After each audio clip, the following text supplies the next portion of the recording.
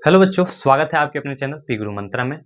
और क्लास 10 के फिजिक्स का चैप्टर 1 के लिए हम 2 लेक्चर डाल चुके हैं, जिनमें बेसिक चीज़ें और प्रकाश की किरण के बारे में बता चुके हैं।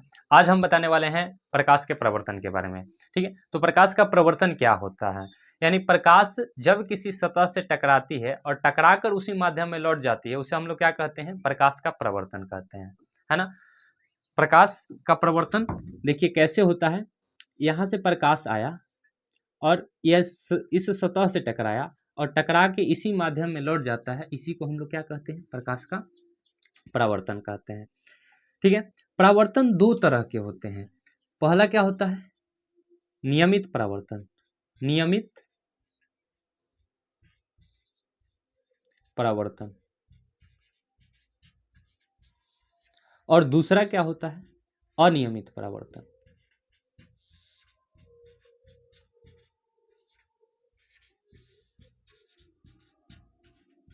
है ना। नियमित परावर्तन क्या होता है, अनियमित परावर्तन क्या होता है। नियमित का मतलब हुआ कि जब किसी समतल सतह से प्रकाश टकरा के लौटे तो उसे क्या कहेंगे हम लोग, नियमित परावर्तन। और जब किसी वक्र सतह से टकराकर प्रकाश लौटे तो उसे हम लोग क्या कहेंगे, अनियमित परावर्तन। ठीक है, तो इन दोनों परावर्तन में हमारे दैनिक जीवन में किस परावर्तन का उपयोग सबसे ज्यादा होता है। तो अक्सर देखे होंगे हम लोग, हर एक जगह पे वस्तुएं प्लेन देखने के लिए नहीं मिलती है। कभी भी देखिएगा तो मान लीजिए दीवार ही आप हमेशा नहीं दिखेगा कि दीवार जो होता है हमेशा समतल होगा, उसी को देखेंगे। अगर आप सपोज डेट मुझे ही देख रहे हैं या हम आपको देख रहे हैं तो देखिए कि क्या हम पूर्ण रूप से समतल दिख रहे हैं, इस बोर्ड की तरह समतल दिख रहे हैं, नहीं दिख रहे हैं ना। यहाँ पे मेरा नाक उठा है तो आंख अंदर की तरफ है, वो ये मुंह का जो होठ है आगे की तरफ है, तो फिर ये नीचे अंदर की तरफ है। यानी हमारी सतहें जो है हमारे शरीर की वह वक्र है, ऊंची नीची है। तो अक्सर हम दैनिक जीवन में ज्यादा उपयोग किसका करते हैं, अनियमित परावर्तन का, है ना। अनियमित परावर्तन का ही दैनिक जीवन में उपयोग करते हैं। और परावर्तन का उपयोग समझे तो क्या है, तो अगर हम किसी वस्तु को देखते हैं तो उसमें मुख्य योगदान किसका होता है, प्रकाश के परावर्तन का ही होता है। यदि प्रकाश का परावर्तन ना हो तो हम किसी वस्तु को नहीं देख पाएंगे, है ना।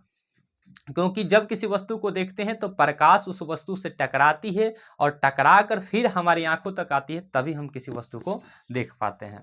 अब बात करते हैं कि प्रकाश के परावर्तन से संबंधित कुछ मुख्य बिंदु होते हैं, है ना। तो देखिए इसमें हम लोग समझने का कोशिश करते हैं।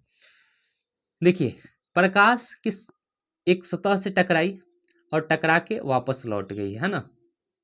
अब इसमें क्या होता है कि जो प्रकाश आके टकराई है ना, जो प्रकाश सतह से आकर टकराई है उसे क्या कहते हैं हम लोग, आपतित किरण। क्या कहते हैं, आपतित किरण, है ना।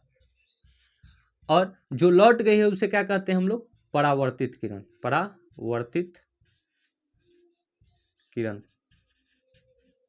ठीक है, जिस सतह से टकराती है उस सतह को हम लोग क्या कहते हैं, परावर्तक सतह, परावर्तक सतह, है ना। और जिस बिंदु से अगर सतह पे टकराएगी तो कहीं ना कहीं किसी बिंदु पे जाके टकराई होगी, तो ये जो बिंदु होगा ना, ये बिंदु क्या होगा हम लोग का, आपतन बिंदु। क्या होगा, आपतन बिंदु। और ये आपतन बिंदु पर जो लंब डाला गया है ये क्या हो जाएगा हम लोग का, अभिलंब। क्या होता है, अभिलंब। यही क्या होता है हम लोग का, अभिलंब होता है ना। अब यहाँ पे देखिएगा कि अभिलंब और आपतित किरण के बीच भी कुछ कोण बना है और अभिलंब और परावर्तित किरण के बीच भी कुछ कोण बना है। तो अभिलंब को हम लोग यदि देखें इस साइड, अभिलंब के इस साइड यानी ऊपर की तरफ देखें तो यहाँ पे देखिएगा कि एक कोण बना और नीचे भी एक कोण बना। ये जो कोण अभिलंब और आपतित किरण के बीच बनेगा उसे हम लोग क्या कहेंगे, आपतन कोण। और इसे सूचित किससे करते हैं, आई से।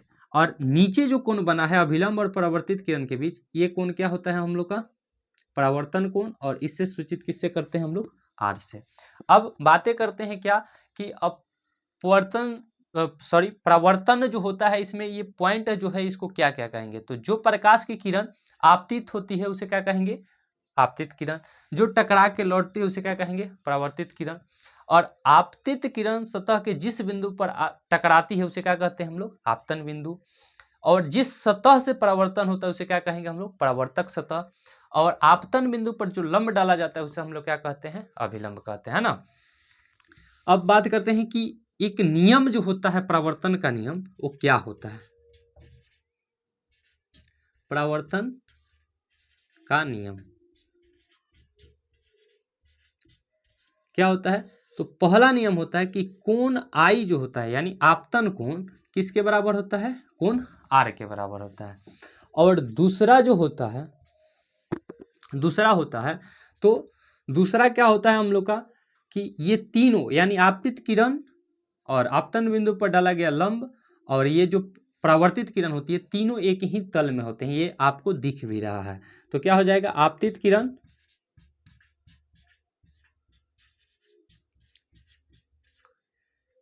परावर्तित किरण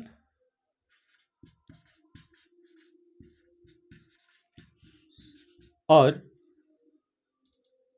अभिलंब तीनों एक तल में होते हैं। तीनों एक तल में होते हैं।